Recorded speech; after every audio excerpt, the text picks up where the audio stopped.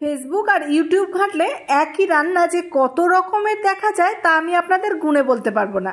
আর পুঁইশাক দিয়ে চিংড়ি মাছ রান্না করতে যে আপনারা পারেন না তাও কিন্তু নয়, তবে আমি যেভাবে করছি সেভাবে একবার করে দেখবেন, কথা দিচ্ছি সেদিন আর কিচ্ছু লাগবে না। কড়াইয়ের মধ্যে সর্ষের তেল গরম করে নিয়ে শুকনো লঙ্কার পাঁচফোড়ন দিয়ে একটা কেটে রাখা পেঁয়াজ আর কয়েকটা চেরা কাঁচা লঙ্কা দিয়ে নেড়েচেড়ে ভেজে নিয়ে প্রথমে কেটে রাখা আলুগুলো দিয়ে ভালো করে ভেজে নেওয়ার পর কুমড়োর টুকরোগুলো দিয়ে দিলাম, তারপর আবার একটু নাড়াচাড়া করে নিয়ে শেষে দিয়ে দিলাম বেগুন। সবকিছু মোটামুটি ভালো করে ভাজা হয়ে গেলে মাঝখানটা একটু ফাঁকা করে নিয়ে নুন হলুদ দিয়ে জলে ভিজিয়ে রাখা চিংড়ি মাছগুলোকে তুলে নিয়ে হালকা করে একটু ভেজে নেওয়ার পর এর মধ্যে দিয়ে দিলাম পরিমাণ মতো নুন, হলুদ গুঁড়ো আর লঙ্কার গুঁড়ো।